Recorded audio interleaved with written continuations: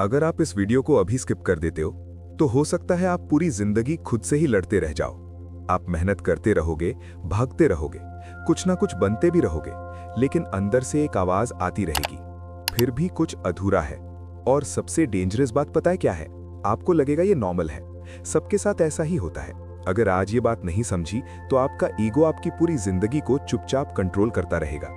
नमस्कार दोस्तों, ओशो पर वीडियो बनाने की काफी रिक्वेस्ट्स आती हैं, लेकिन आज का ये वीडियो ओशो की बायोग्राफी नहीं है, क्योंकि खुद ओशो कहते थे, मेरी कोई बायोग्राफी नहीं है। मैं कब पैदा हुआ, कहां पैदा हुआ, किस कास्ट, कंट्री या रिलीजन में पैदा हुआ, ये सब मीनिंगलेस है।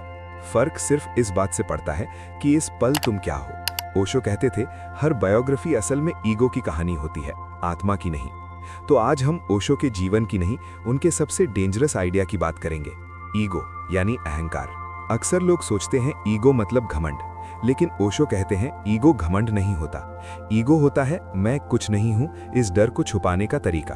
बचपन से हमें सिखाया जाता है कुछ बनो, कुछ करके दिखाओ, नाम छोड़ के जाओ, जैसे तुम हो वैसे तुम इनफ नहीं हो।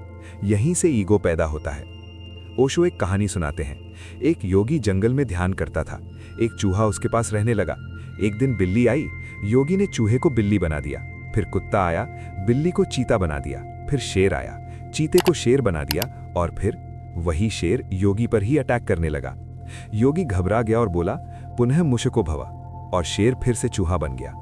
ओशो कहते हैं, रियल लाइफ में ये वापस चूहा बनना इतना इजी नहीं होता। हम अपने मैं कुछ नहीं हूं वाले चूहे को इतना बड़ा बना देते हैं कि एक दिन वही हमें खा जाता है।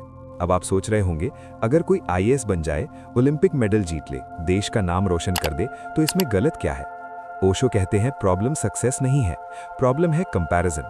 आप किसी से आगे निकल जाते हो तो थोड़ी देर के लिए खुशी मिलती है, लेकिन जैसे ही कोई आपसे आगे निकल जाता है, वही खुशी जहर बन जाती है। इसी का नाम ईगो है। दुनिया के सबसे अमीर लोग डिप्रेशन में हैं, सबसे पावरफुल लोग इनसिक्योर हैं, सबसे फेमस लोग अकेलापन महसूस करते हैं। क्यों?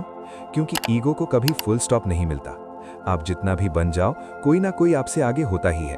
ओशो कहते हैं, कंपैरिजन ही ईगो है। कंपैरिजन एक ऐसी सीढ़ी है जिसके टॉप पर कोई नहीं होता। हर इंसान बीच में लटका होता है, और इसी वजह से लोग जीत कर भी हार जाते हैं। ओशो कहते हैं, ईगो को छोड़ने की कोशिश मत करो, क्योंकि ईगो छोड़ने का ईगो भी पैदा हो सकता है। बस उसे समझो, देखो, ऑब्जर्व करो। जब आप देख लेते हो कि हाँ मैं कुछ नहीं हूं, तो ईगो को एनर्जी मिलनी बंद हो जाती है, और जो चीज एनर्जी पर चलती है, एनर्जी बंद होते ही गिर जाती है। ओशो कहते हैं, जब आप शून्यता से डरना छोड़ देते हो तो जिंदगी अपने आप बहने लगती है, बिल्कुल नदी की तरह, बिना जबरदस्ती, बिना कंपैरिजन, बिना कंपटीशन। तब जो काम आप करते हो वो एम्बिशन से नहीं, आनंद से होता है। अब आप कहोगे, ये बातें सुनने में अच्छी लगती हैं, लेकिन मेरी जॉब टॉक्सिक है, ईएमआई है, रिस्पॉन्सिबिलिटीज हैं। ओशो कहते हैं, प्रॉब्लम आपकी जॉब नहीं है, प्रॉब्लम है आपका मैकेनिकल हो जाना। आप जिंदा इंसान नहीं, एक प्रोग्राम बन चुके हो। दुनिया आपसे चाहती है एफिशिएंट बनो, फास्ट बनो, प्रोडक्टिव बनो, लेकिन अवेयर मत बनो, क्योंकि अवेयर इंसान को कंट्रोल नहीं किया जा सकता। आप बार बार फोन क्यों उठाते हो? जरूरत से ज्यादा क्यों खरीदते हो? दिखाने की इतनी डिजायर क्यों होती है? क्योंकि ईगो खुद को कुछ प्रूव करना चाहता है। ओशो कहते हैं, जैसे जैसे आप अवेयर होते जाते हो, आप कम मैकेनिकल होते जाते हो।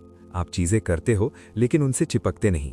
आप काम करते हो लेकिन खुद को खोते नहीं। अब एक आखिरी सवाल, अगर आज ही आपका सारा स्टेटस, सारी पहचान, सारी अचीवमेंट्स छीन ली जाए, तो क्या आप फिर भी खुद के साथ शांति से बैठ पाओगे? अगर जवाब नहीं है तो समझ लो आप ईगो से जी रहे हो। अब मैं चाहता हूं आप कमेंट में जरूर लिखें, 1, आप सबसे ज्यादा किस चीज से कंपेयर करते हो? मनी, करियर, रिलेशनशिप्स या स्टेटस? 2, क्या कभी ऐसा हुआ है कि सब कुछ ठीक होने के बाद भी अंदर से एम्प्टी फील हुआ हो? 3, अगर ओशो आज जिंदा होते तो आप उनसे क्या सवाल पूछते? नीचे कमेंट में लिखो, मैं सारे कमेंट्स पढ़ता हूं। और अगर ये वीडियो आपको थोड़ा सा भी अंदर से हिला पाई हो, तो इसे शेयर करो किसी ऐसे इंसान के साथ जो बाहर से सक्सेसफुल है लेकिन अंदर से थक चुका है।